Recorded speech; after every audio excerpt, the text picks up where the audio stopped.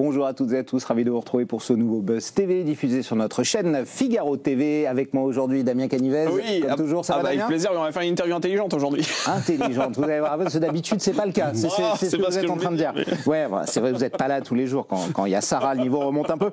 Notre invité du jour, vous allez le découvrir, c'est un caméléon qui a su frayer son chemin depuis plus de 30 ans dans le PAF après des débuts, dans l'enseignement, dans l'édition. Il a débarqué en radio avant de se révéler au grand public, vous vous en souvenez tous, avec Christophe de Chavannes dans Ciel Montmardi, TF1, France 2, France 3, Canal+, LCI, Europe, par la chaîne Histoire. Il a bourlingué dans de très nombreux médias avant de Paris poser... Première. Et Paris pour Première. citer M6 quand même. Avant de poser ses valises depuis 2015 sur Service Public. Bonjour Michel. Bonjour. Ravi d'être avec vous. C'est vrai qu'en voyant votre parcours, on a l'impression que vous avez été a priori sur toutes les chaînes. Je crois que j'ai pas compté Gulli, L'équipe et Énergie 12. C'est ça, le reste vous avez tout fait, hein, à peu près. Quasiment, j'ai même fait TF6, qui est quand même, on n'est pas très nombreux à l'avoir fait. C'est une année de vache maigre. Ben oui, voilà, il faut survivre hein, dans cet univers incroyable. Absolument. Alors vous êtes le directeur de la culture et du spectacle vivant sur France Télé et vous avez repris là votre casquette, votre ancienne casquette d'animateur pour l'émission Sans filtre qui a été diffusée cette semaine. Alors j'ai juste une petite question comme ça, est-ce que l'animation c'est comme le vélo au final, ça s'oublie pas? C'est vrai qu'on retrouve un certain nombre de mécanismes et tout, avec peut-être plus d'inquiétude quand ça n'est plus pris dans le rythme du quotidien, parce que pendant près de 25 ans, j'ai eu des quotidiennes et de télé et de radio, mais c'est vrai qu'on retrouve des sensations, ça c'est plutôt agréable, et c'est une émission en plus à laquelle, en tout cas le concept, j'y crois beaucoup, puisque c'est vraiment ancré dans le régional, beaucoup avec France 3 Régions, essayer de faire naître un débat à hauteur des préoccupations des gens. Bon, la première n'a pas très bien marché, il faut pas se le cacher, je déteste la langue de bois, donc je vais pas l'appliquer. Merci. On verra en septembre, octobre, novembre, on va continuer au moins jusqu'en décembre, voir si ça mord, si ça marche pas, ben on arrêtera. Je trouve qu'il y a assez de choses dramatiques dans le monde aujourd'hui pour ne pas s'apitoyer sur le sort d'une audience. Mais je pense qu'il y a quelque chose à faire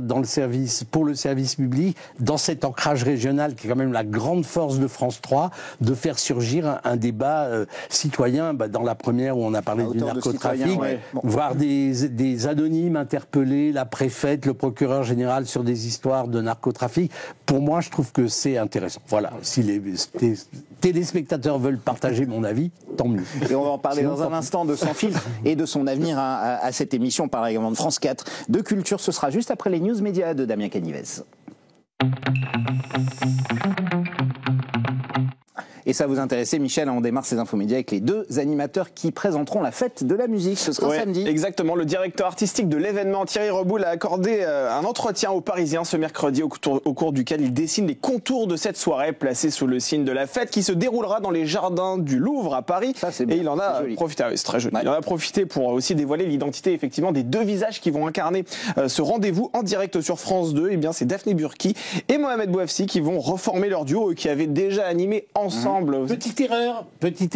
Ah. Mohamed avait fait l'arrivée de la flamme à Marseille et Daphné avait fait, on s'en souvient tous. Absolument. Mais ils n'ont jamais été ensemble. C'est une petite erreur de Reboul ce matin. Alors ils étaient. Heureusement que je viens. Alors j'ai revérifié effectivement, mais Mohamed Bouafsi accompagnait effectivement Daphné Burki, mais il n'était pas au même endroit en vérité. Ils n'ont pas vraiment constitué un duo d'animateurs comme ils vont le faire. Thierry Reboul va devoir réviser. Voilà. Exactement. Vous faites bien de remettre l'église au centre du village. Alors on va parler de la programmation musicale. Peut-être que vous allez nous corriger.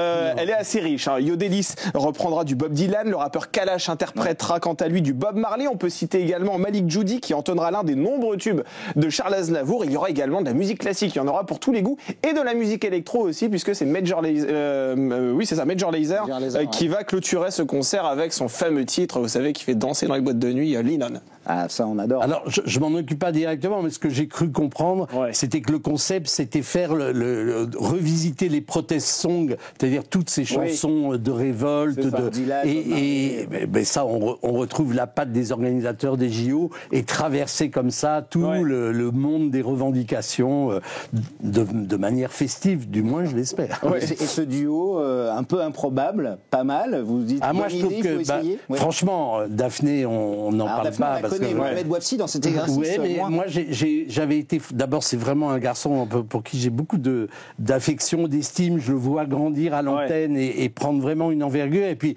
il avait été au moment de la cérémonie d'accueil de la Flamme. Je l'avais trouvé absolument formidable. Et puis, c'était la première fois qu'il se livrait à cet exercice. On avait l'impression qu'il l'avait fait depuis toujours. Donc, franchement, je parierais volontiers sur ce ticket-là. Sur ce duo. Bon, ça tombe bien. Et c'est vrai que Daphné Burki, on en parle aussi parce que c'est l'un des visages de Culture Box, cette chaîne qui partageait le même canal que France 4. Depuis la nouvelle numérotation avec France 4 qui arrive sur la 4, est-ce que Culture Box va évoluer? Est-ce que Daphné Burki va également évoluer? Alors pour l'instant, on est en plein dans le chantier de la rentrée, dans un cadre, vous n'ignorez pas, de restrictions budgétaires assez drastiques. Donc c'est assez compliqué de lancer une chaîne avec ce contexte-là. Donc pour l'instant, on met sur la table tous les projets d'émissions. L'émission Culture Box telle qu'elle, de toute façon, si elle était amenée à durer, il faudrait qu'elle se transforme, parce que même le nom de Culture Box n'est plus d'actualité. Moi, j'espère que Daphné, de toute façon, restera un de nos visages, que ce soit avec ici Raphaël ou ailleurs. Par exemple, sur alors ça va continuer. Ça pourrait. Raphaël, il va être distribué tout l'été, parce que notre été des festivals va être incarné. Il va faire le tour des festivals pour lancer les artistes, les présenter, etc. Et puis, voilà, je vous dis, tout est sur la table. On a une pelletée de réunions jusqu'à fin juillet pour déterminer ce que sera la grille de rentrée, peut-être en 2 temps, septembre et janvier. Vous savez qu'aujourd'hui, les rentrées télé sont plus qu'elles étaient avant. Les innovations, elles circulent finalement tout au long de la saison. Ouais, absolument. On continue ces infos médias, Damien, avec Salia Breclia, qui a annoncé son départ de France Info. Oui, la journaliste a publié ce mardi un message sur son compte Instagram pour indiquer qu'elle allait quitter la chaîne publique après 5 ans de bons et loyaux services aux commandes de l'Interview à 8h30. L'interview politique qu'elle menait dans un premier temps avec Marc Fauvel, puis Jérôme Chapuis. Alors pour le moment, elle n'a pas précisé dans quel média elle allait officier à la rentrée. Il n'empêche que plusieurs observateurs de la Planète Média, dont le journaliste indépendant Clément Garin et le site Pure Média, affirment qu'elle s'apprête à succéder à Caroline Roux aux commandes de C'est dans l'air. Sur France 5, Caroline Roux, elle, est pressentie pour succéder à Anne-Sophie Lapix aux commandes du 20h de France 2. Qu'est-ce qu'on pressent comme chose? Oh là là là. Mais ce jeu de chaise musicale, il est incroyable. De quoi vous avez entendu parler? Dites-nous tout. De ça, parce que je lis les mêmes papiers que vous. Non, vous faites des réunions quand même. Vous avez des. Mais je ne suis pas dans toutes les réunions et vous savez que depuis un moment, j'ai quitté l'info. Par contre, si on récupérait Salia d'une façon ou d'une autre à France Télé, je serais absolument ravi. Vous allez me dire, j'aime tout le monde. Non, mais il se trouve qu'on parle. C'est vraiment quelqu'un que j'avais trouvé exceptionnel à quotidien. J'ai adoré son parcours sur France Info. J'étais d'ailleurs dans sa tranche il n'y a pas très longtemps invité, et vraiment c'est quelqu'un pour qui j'ai énormément d'estime, et je trouve que c'est une très très bonne journaliste, excellente intervieweuse politique.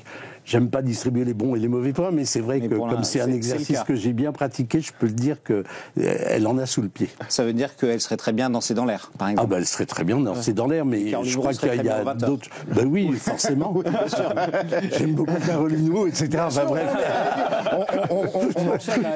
Et c'est vrai, quelques jours après les épreuves du bac philo, permettez-nous cette question. Est-ce qu'il faudrait un peu moins de politique à la télévision et plus de culture pour faire en sorte que les fractures de la société s'estompent? Ah ben c'est un bon sujet. Pour 4 ans, vous avez 30 secondes, Michel.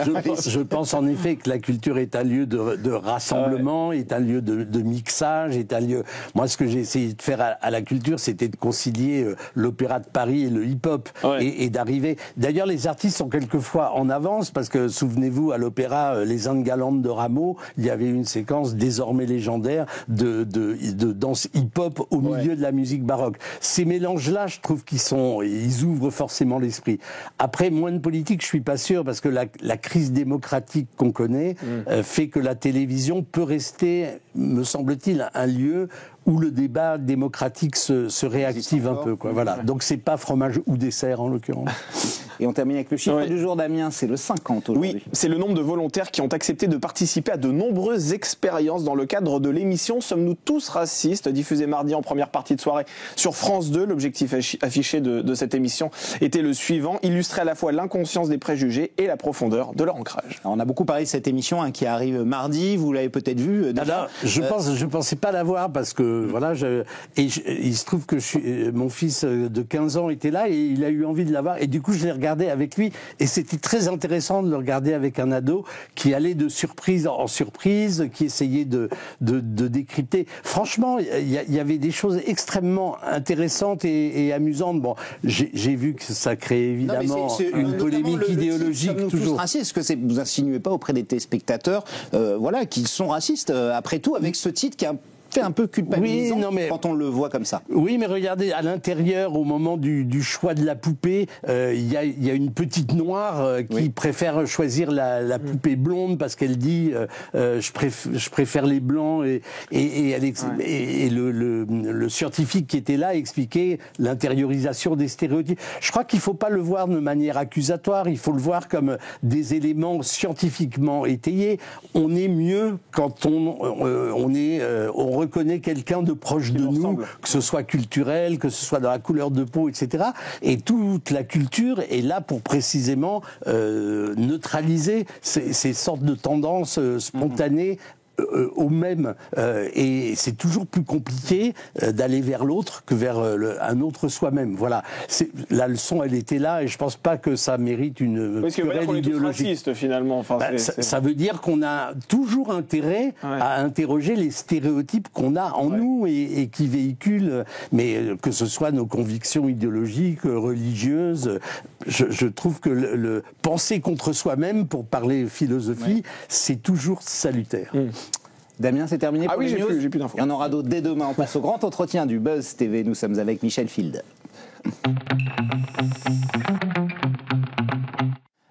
On parle de Sans filtre, vous en avez déjà parlé en introduction, Michel, le nom de l'émission Débat de société que vous avez inauguré lundi soir. Alors, c'est vrai que ces débats citoyens sur le terrain, vous étiez à Montargis là pour la première, c'était autour du narcotrafic. D'ailleurs, j'ai appris qu'il fallait dire Montargis. Montargis, pardon. qui touche plus seulement les grandes villes d'ailleurs, le narcotrafic, qui touche même les villes moyennes, voire petites. C'est vraiment un fléau qui s'est mis partout. Est-ce que la coupure qu'on perçoit parfois entre le pouvoir parisien et les territoires, et qui est de plus en plus flagrant, c'est aussi à cette demande que répond Sans filtre. Oui, c'est vraiment ça, c'est-à-dire profiter du réseau incroyable de France 3 et d'ici, avec d'ailleurs il y avait une journaliste aussi de la radio, et ce maillage territorial qu'on a, Belkacem qui a fait avec vous l'émission, permet de prendre des thèmes qu'on entend dans le débat national. La loi sur le narcotrafic vient d'être adoptée par le Parlement, et avec des articles durcissant et autorisant beaucoup de choses qui étaient jusqu'alors illégales. Ça, c'est intéressant de le voir à échelle humaine. Comment un territoire, une petite ville qu'on surnomme la Venise du Gâtinais, à un moment donné, se retrouve avec 6 points de deal, avec des émeutes qui ont été absolument énormes et qui étaient d'une façon indirecte liées au trafic. Voilà, on a essayé de débroussailler ça. Il y avait le maire, il y avait la préfète, il y avait le procureur général et des habitants. Les médecins, les victimes, les responsables d'assos, il y a beaucoup. On a essayé, de donner une sorte de tableau un peu global de. Alors, j'ai lu une critique fort fondée de Sylvain Merle dans Le Parisien qui disait l'effort était méritoire de parler de tous les aspects, mais du coup, on survole un peu tout. Ça, je peux pas dire. Je peux pas dire le contraire. C'est vrai. Beaucoup de monde et la parole réduite. Mais l'interpellation de notables ou d'institutionnels par les citoyens, je crois que c'est quelque chose, c'était une aspiration des Gilets jaunes, c'est quelque chose qui sourd en ce moment dans le pays, et je trouve que on ne perd rien à essayer d'en trouver une transcription télévisuelle. Voilà. Et quel est le ton que vous souhaitez pour cette émission? Parce que le narcotrafic est un sujet qui est débattu sur de nombreux plateaux de télévision. Chez Pascal Praud, par exemple, sur CNews, on en parle aussi quasiment quotidiennement. Chez vous, vous voulez quelque chose de beaucoup plus apaisé? C'est ça le but? Alors, je voudrais pas quelque chose d'ennuyeux, mais je voudrais en effet que ça tourne pas à l'invective. Donc, le curseur est compliqué, parce qu'en même temps, s'il n'y a pas de clash, les gens ne regardent pas, parce qu'ils sont très habitués à des... Mais moi, j'ai toujours été un adepte de la pédagogie de la complexité, c'est-à-dire à un moment donné, les faucons yaka, on les met pendant 1 heure devant la complexité des problèmes, devant, je sais pas, à un moment donné, le procureur a été interpellé sur le laxisme de la justice, il a expliquer les contraintes de l'institution judiciaire, comment à un moment donné, si un dossier était mal ficelé par la police judiciaire, à un moment donné, même quelqu'un de convaincu pouvait sortir libre. Tout ça, je trouve que ça fait partie d'une pédagogie démocratique que la télé peut prendre en charge sans être ennuyeuse, du moins je l'espère. Alors les audiences, vous l'avez dit, vous étiez un peu déçus, même si elles sont dans la moyenne de la case. C'est vrai que ça démarrait très tard, à 23h30. Est-ce qu'il y en aura d'autres, Michel, à partir de la rentrée? Est-ce que vous travaillez déjà sur d'autres émissions? À quelle fréquence vous aimeriez les refaire? Pour l'instant, c'est une fois par mois. Donc après, c'est une fois par mois en deuxième partie et demie de soirée. Donc c'est pas non plus un événement. C'est pas un événement mondial. Mais si on arrivait à l'inscrire, après, moi, si ça marchait, on pourrait se dire peut-être qu'on pourrait adopter un rythme bimensuel. Parce que c'est une émission qui pourrait accompagner les élections, la campagne des élections municipales, pas d'un point de vue politique, mais d'un point de vue sociétal. Et puis si ça marche pas, on aura essayé, on sera planté. Encore une fois, je crois qu'il faut dédramatiser, il faut oser des trucs, faut risquer des choses. Et puis la sanction des téléspectateurs, c'est toujours eux qui, au bout du compte, ont le dernier mot. Parlons un peu de France 4 aussi, parce que France 4 est passé du canal 14 au canal 4 là très récemment, à la suite de la nouvelle numérotation de l'Arcom. Comment s'est passé ce transfert? Est-ce qu'il a été douloureux? Quel premier bilan vous en tirez? Non, mais d'abord c'est une saga absolument incroyable. Enfin, une chaîne qui devait être fermée, qui a été sauvée par le Covid avec toute la mobilisation de l'école à la maison, du secteur jeunesse et du spectacle vivant, puisque ma présidente m'avait dit il faut que le spectacle reste vivant sur nos antennes. Donc la période du Covid a été d'une période de créativité incroyable. On a loué le Châtelet vide pour y enregistrer des concerts où les musiciens venaient masquer. Enfin, mais ça a permis de garder vivace. C'est et pour la jeunesse et pour la culture. Après, du coup, ça a sauvé la chaîne. Et puis, il y a eu cette divine surprise de la numérotation qui fait que du canal... On a commencé au canal 19, on est passé au canal 14. Vous avez fait Maxime Sada pour lui dire merci d'avoir rendu la fréquence. Écoutez, merci. Je peux pas dire autre chose. Alors maintenant, ça nous donne de nouvelles responsabilités parce qu'on a plus de visibilité. Donc, on travaille on va garder l'essentiel. D'abord, la répartition journée jeunesse et soirée culture. On va peut-être améliorer la transition des deux en fin d'après-midi. Il peut y avoir un terreau commun qui fait glisser des enfants adolescents aux jeunes adultes qui est un peu notre public cible. Et puis on va continuer à offrir, quand même c'est spectaculaire, tous les soirs en prime time, vous avez ou de la musique classique, ou de l'opéra, ou du théâtre. Il n'y a pas beaucoup de lieux qui se font. Voilà. Vous avez raison. Et du hip-hop et du stand-up. Dans cette période de restrictions budgétaires dont vous avez parlé tout à l'heure, c'est très cher aujourd'hui de faire des captations de pièces de théâtre, de concerts, ce genre de choses. Est-ce que c'est viable aujourd'hui de faire ce genre de choses sur une chaîne comme France 4 ? Alors, c'est pas si cher que ça si on s'y prend bien. Alors, c'est vrai que ça demande un effort de tous. Nous, une rigueur budgétaire terrible. Et pour les producteurs, la fin peut-être d'un âge d'or où étaient largement surfacturées des captations qu'on payait 100 ou 150 000 euros, alors qu'à 40-50, on arrive à peu près au même résultat. C'est les prix que vous avez aujourd'hui, c'est ça? Alors ça dépend. Honnêtement, on est extrêmement rigoureux et d'ailleurs on demande aujourd'hui aux producteurs même un effort, aux producteurs en général un effort parce que les restrictions budgétaires sont là, et qu'il est normal aussi que le service public participe à l'effort de guerre budgétaire qu'on demande à toute la nation. Mais à l'intérieur de ça, quelquefois je vais casser la tirelire pour vraiment un concert exceptionnel, quand on a fait, je sais pas, SCH au stade Vélodrome et tout. Évidemment, c'est pas la même chose que de mettre 3 cannes dans une petite salle pour un chanteur guitare-voix, quoi. Donc on module ça, et c'est vrai qu'on arrive finalement à énormément capté et en plus, il y a un système très vertueux à France Télé, ce qu'on appelle dans notre jargon la circulation dynamique, c'est-à-dire il y a une première diffusion sur une chaîne, mais ça va pouvoir être rediffusé. Alors, je ne sais pas, si la première diffusion est sur France 4, elle pourra être rediffusée sur France 5. Évidemment, c'est aussi un catalogue de plateformes. On a quand même la plateforme musicale la plus forte. En fait, on est une plateforme musicale. Quand vous regardez le catalogue qu'on offre, et comme le basculement numérique, c'est l'axe stratégique, et que dans quelques années, France.tv sera première chaîne du service public. Je pense que là, on a vraiment des arguments, y compris par rapport aux plateformes musicales. Alors France 4, il faut le dire, hein, sur la saison, c'est une moyenne de 0,8% d'audience. Sur les 25 chaînes TNT, il n'y a que LCP qui fait pire avec 0,4. Comment on fait pour faire décoller cette chaîne, Michel? On rappelle que France 4 et LCP ont eu les deux canaux les meilleurs, c'est-à-dire 4 et 8.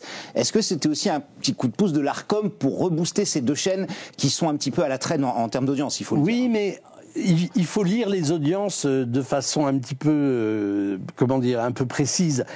Quand vous mettez en prime time un opéra, vous savez que vous allez avoir une audience minimale, mais importante dans les missions de service public pour la grosse niche des gens qui aiment l'opéra, parce que 200 ou 250 000 téléspectateurs, c'est une catastrophe pour le directeur de chaîne, ou c'est pas un bon score. Mais imaginez 250 000 personnes regarder un opéra ensemble. Ouais. C'est toujours, si vous voulez, je dis souvent, il y a Jean qui rit culturel qui dit on n'a jamais eu autant de monde, et Jean qui pleure télévisuel qui dit ouais mais regardez l'audience. Il faut être intelligent. On a des cases plus fortes que d'autres. On va avoir 2 cases cinéma d'arrêt d'essai, et mécaniquement le cinéma fonctionne mieux que le spectacle vivant. On va avoir une case documentaire culturel qui démarre très bien. Et puis de temps en temps, on a des formidables surprises. Alex Vizorek, son spectacle qu'on a diffusé, a fait plus de 650 000 téléspectateurs. C'était la première audience sur les chaînes TNT historiques, devant les chaînes info.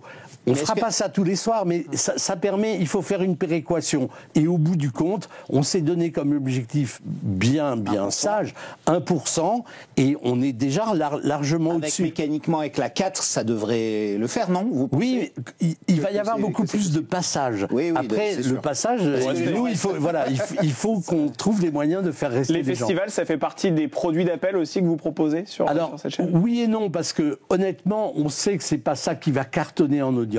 Par contre, le positionnement de France 4 en disant on va être la chaîne de l'été des festivals, on va couvrir plus de 20 festivals, on va faire plus de 50 captations, et sur des festivals entre le linéaire et le numérique, il va y avoir quelquefois 6 ou 7 captations, on les voit ici, et quasiment qui vont être très très spectaculaires. Quasiment en temps réel, c'est-à-dire on peut pas faire du direct parce que si vous êtes pratiquant des festivals, vous savez que les artistes ne sont jamais à l'heure, donc en télé c'est pas possible.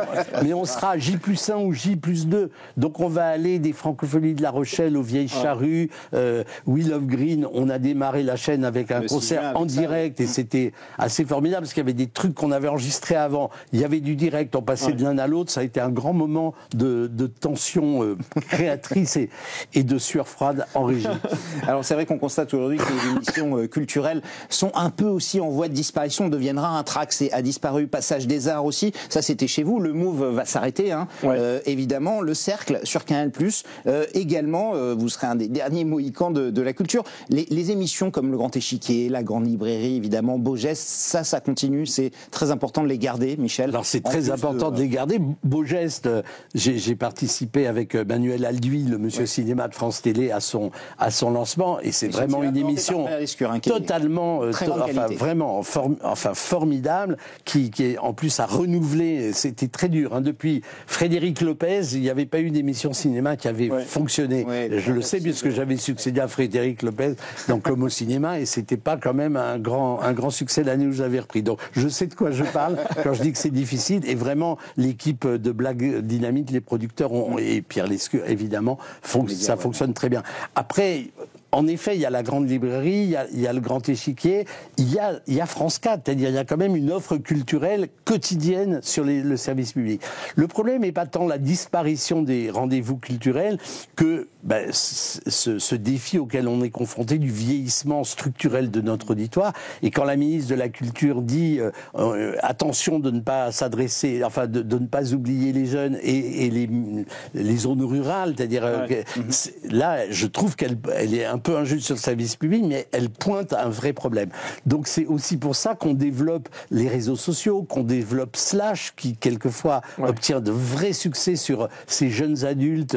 Ce que j'ai lancé comme média culturel, Culture Prime, avec les partenaires de l'audiovisuel, cartonne aussi sur les réseaux sociaux, avec vraiment plusieurs dizaines de millions de vues par mois sur des vidéos exclusivement culturel. Donc ça veut dire que si on trouve le moyen de se rattacher aux nouveaux usages des jeunes générations, on peut leur parler de culture et d'art sans qu'ils tournent le dos. Et est-ce que c'est tout l'honneur du service public aussi de maintenir le grand échiquier, qui fait pas des audiences au sommet, mais qui est, c'est vrai, de très bonne facture aujourd'hui à la télévision aussi, hein. Là aussi, ils vont faire quelques efforts, mais dire sur le prix, ils vont être obligés. Qui a une bonne facture, mais qui a une grosse facture aussi. Qui est une grosse facture.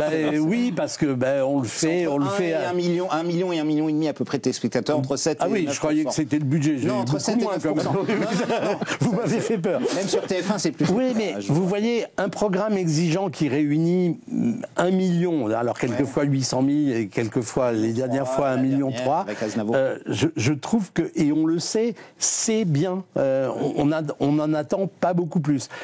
Après, c'est pas une façon de dormir sur nos lauriers, et l'équipe avec Claire, ils travaillent à le renouveler. On a fait des thématiques autour d'artistes comme Aznavour, qui a vraiment bien marché. Dalida, c'était bien aussi. Dalida, c'était bien. Là, on fait un truc qui résonne avec l'actualité sur la culture méditerranéenne. Ça va être un des prochains enregistrements avec, entourant Claire, un duo de formidable qui est Manoukian, qui est désormais le co-animateur, et Ibrahim Malouf. Ah oui. Et donc 2 érudits de la musique qui vont expliquer toutes les interpénétrations des musiques autour du bassin de la Méditerranée. C'est aussi une façon de prendre acte culturellement de l'actualité tragique de ces temps. Alors je voudrais un petit mot, il nous reste encore 2 minutes.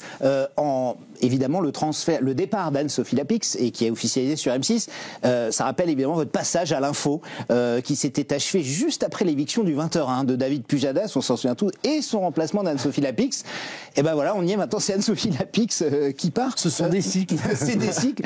Juste un mot, qu'est-ce que vous pensez de ce transfert, de ce départ? Vous avez regretté Anne-Sophie Lapix, ou vous pensez que, bon, après tout, il y a des cycles, ça fait plus de 7 ans qu'elle le fait maintenant? Dans la mesure où j'ai été de ceux qui l'ont fait venir aux 20h, j'ai été évidemment... Vous avez critiqué pour ça d'avoir on n'a pas tellement critiqué l'arrivée. On n'a pas tellement critiqué l'arrivée d'Anne-Sophie.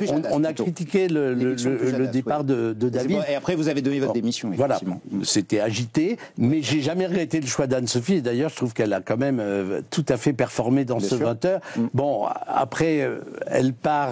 C'est vrai qu'il y a des difficultés d'audience par moment dans le 20h. Ça, je pense que la direction de l'info va prendre ça. Ce serait évidemment totalement injuste de mettre Anne-Sophie en cause là-dessus. Et je trouve que par là où elle sort, c'est-à-dire et la radio et la télé dans le groupe MC, c'est une sortie magnifique et qu'elle va beaucoup s'amuser. En tout cas, je le lui souhaite, parce que c'est vraiment quelqu'un qui a de grandes qualités professionnelles et humaines. Dernière question, très rapidement. Delphine Ernotte a renouvelé son mandat, si j'ose dire. Voilà, jusqu'en 2030, très facilement. Ça veut dire que vous êtes avec elle jusqu'en 2030? Non, parce que... Avec elle en 2015, vous avez... Oui, je suis encore avec elle. Va se poser un moment la question de mon départ. Il n'est pas à l'ordre du jour des semaines qui viennent. Voilà. Après, on va voir. Il y a un âge limite fixé par... Il y a un âge, disons, traditionnel de 70 ans. Voilà. Et je l'ai passé d'un an. On va encore durer quelques mois et puis on va... Quelques mois. Ah bah oui, mais quelques mois, ça peut être quelques années. Non, je plaisante. Je n'ai pas Michel Drucker qui veut dans ce milieu. Vous êtes Michel Drucker, c'est bien.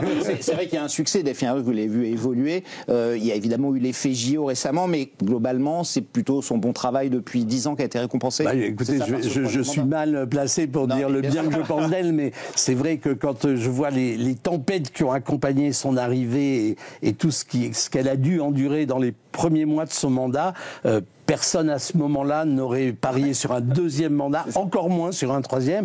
Et donc elle reste quand même la première femme à diriger l'audiovisuel public de télé, et à être renouvelée 2 fois et 3 fois. Donc s'il y avait des médailles, elle en aurait 3. Et vu que l'élection a l'air de plus en plus simple, peut-être 4e.